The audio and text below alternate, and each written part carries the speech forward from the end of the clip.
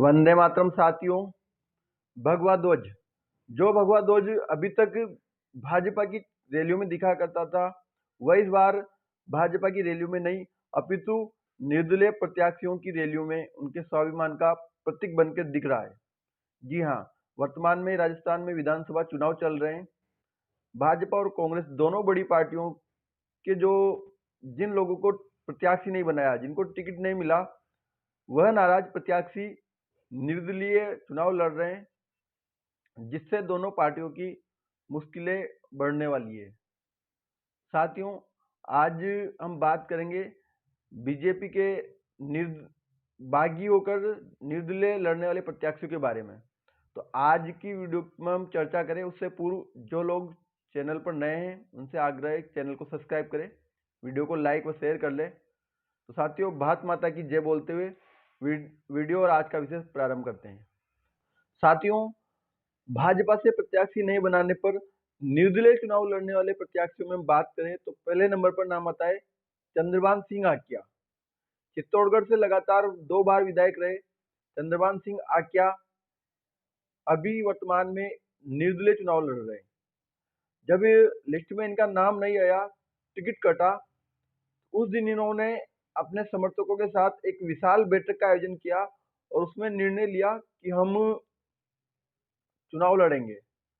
उसी समय पर मैंने जो वीडियो बनाई थी उसमें भी विषय रखा था कि भाजपा को ऐसे मजबूत प्रत्याशी के नाम के बारे में पुनः विचार करना चाहिए और उन्होंने स्वयं भी पार्टी से आग्रह किया कि मैं नामांकन के अंतिम दिन नामांकन करूंगा, तब तक पार्टी पुनः विचार कर ले।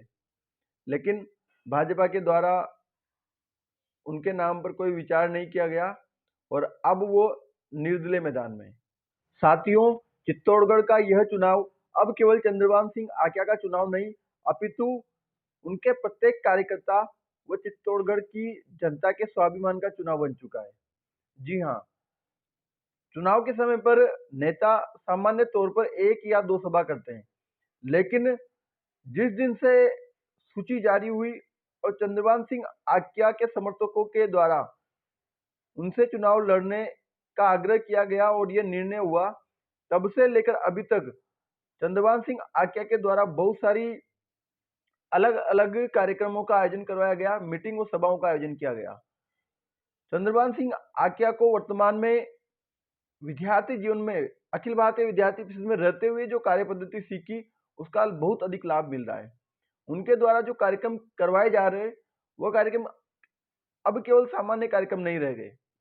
उनके कार्यक्रमों में जो जन से लाभ आ रहा है, वह जन से लाभ या तो किसी मुख्यमंत्री या प्रधानमंत्री मोदी की सभाओं में जैसा जन से लाभ आता है, वैसा दिखाई दे रहा है।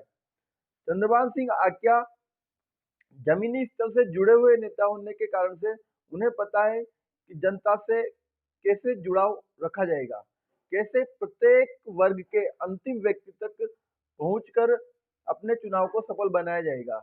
इसलिए चंद्रभान सिंह आकिया के द्वारा प्रबुद्ध जन सम्मेलन, युवा सम्मेलन, मातृशक्ति सम्मेलन, अनुसूचित जाति जनजाति सम्मेलन, यही राजपूत समाज के द्वारा मेवाड़ गौरव सम्मेलन, ऐसे अलग अलग प्रकार के कार्यक्रमों के माध्यम से जनता से जुड़ाव करने का प्रयास किया जा रहा है और इन सब कार्यक्रमों में हजारों की संख्या में जन से लाभ उभर रहा है और देखने को मिल रहा है कि ये चुनाव अब केवल चंद्रभान सिंह आकिया का नहीं, अपितु पूरे चित्तौड़ का चुनाव बन चुका है। साथियों, उनके द्वारा मंडल स्तर तक जो चुनाव कार्यालयों का उद्घाटन करवाया जा रहा है, उसमें हजारों की संख्या में जनता उमड़ रही है और उन्हें आशीर्वाद दे रही है।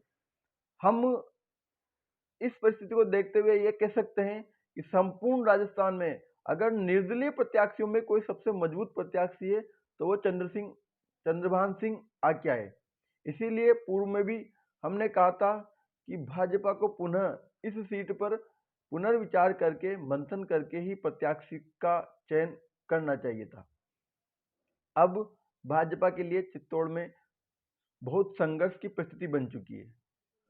साथियों, वहीं दूसरे नंबर पर हम बात करें तो भरतपुर जिले की रूपवास बयाना सीट से पिछली बार प्रत्याशी रही रितु बनावत की। भाजपा ने पिछली बार रितु बनावत को प्रत्याशी बनाया, पूरे जोर शोर से मैदान में उतरी लेकिन चुनाव नहीं जीत पाई। लेकिन इस बार उनका टिकट काट लिया गया। रितु बनावत के द्वारा जब पिछली बार चुनाव के नहीं जीती और उसके बाद से लगातार 5 वर्षों तक जनता के बीच में सक्रिय रहे और जनसेवा की। वो उनकी जो जनसेवा है वह वर्तमान में जब पार्टी के द्वारा उनका टिकट काटा गया और अब वह निर्दलीय मैदान में है, तो जो जन से लाभ उनके समर्थन में उमड़ रहा है, उसके माध्यम से उनके काम को देखा जा सकता है। साथियों, तीसरे नंबर पर अगर हम बात करें तो झालावाड़ जिले की डग विधानसभा से, यहाँ से पूर्व में विधायक रहे रामचंद्र सुनारीवाल, जो भाजपा से टिकट मांग रहे थे लेकिन जब उन्हें टिकट नहीं मिला तो वह भी निर्दलीय मैदान में है। रामचंद्र सुनारीवाल झालावाड़ जिले की डग विधानसभा से निर्दलीय होने के बाद भी उन्हें सभी वर्गों का बहुत समर्थन मिल रहा है। साथ ही बहुत सारे सामाजिक व धार्मिक संगठनों का उन्हें जिस प्रकार से समर्थन मिल रहा है, उससे भाजपा के प्रत्याशी कालूराम मेघवाल की मुश्किलें बढ़ती हुई दिखाई दे रही है। इसलिए वह स्वयं को जिताने के लिए पूर्व मुख्यमंत्री वसुंधरा राजे के नाम पर वोट मांग रहे हैं। लेकिन निर्दलीय प्रत्याशी रामचंद्र सुनारीवाल की जो स्थिति वर्तमान में देखी जा रही है, उससे भाजपा की मुश्किलें इस सीट पर भी बढ़ती हुई दिखाई दे रही है। साथियों, अन्य सीट की ओर बात करें तो शिव विधानसभा सीट से रविंद्र सिंह भाटी, जो अब निर्दलीय मैदान में है, वह भी भाजपा के प्रत्याशियों की मुश्किल बढ़ाते हुए दिखाई दे रहे हैं। लेकिन जैसे कि जानकारी मिल रही है, कल राजपूत समाज की एक बैठक हुई, उसमें सभी समाज के पदाधिकारियों के द्वारा निर्णय लिया गया और वह भाजपा के प्रत्याशी को समर्थन देने की बात कर रहे हैं। अगर ऐसा होता है तो ज़्यादा विशेष समस्या नहीं है, लेकिन रविंद्र सिंह भाटी जिस प्रकार से युवाओं में पकड़ रखते हैं, उस अनुसार तो भाजपा की मुश्किलें बढ़ती हुई दिखाई दे रही है। साथियों, वैसे आज नामांकन लेने की अंतिम दिनांक है, तो देखते हैं भाजपा इनमें से कितने प्रत्याशियों को नाम वापस लेने के लिए मना सकती है, तैयार कर सकती है।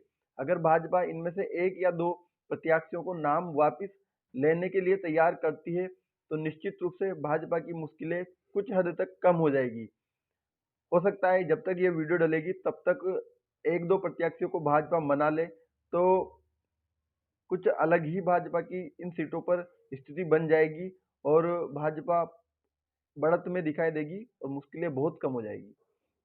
साथियों, राजस्थान विधानसभा चुनाव की जो परिस्थिति है, वो समय समय पर अलग अलग वीडियो, अलग अलग जानकारियों के माध्यम से आपके मध्य में विषय रखने का प्रयास कर रहे हैं।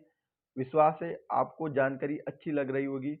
आगे भी नियमित रूप से सभी जानकारियों से जुड़े रहने के लिए जो अभी चैनल पर नए हैं, चैनल को सब्सक्राइब नहीं किया, चैनल को सब्सक्राइब कर दें, ताकि समय समय पर हमारी वीडियो आपको मिलती रहे और वीडियो को लाइक व शेयर कर दें। वंदे मातरम। भारत माता की जय।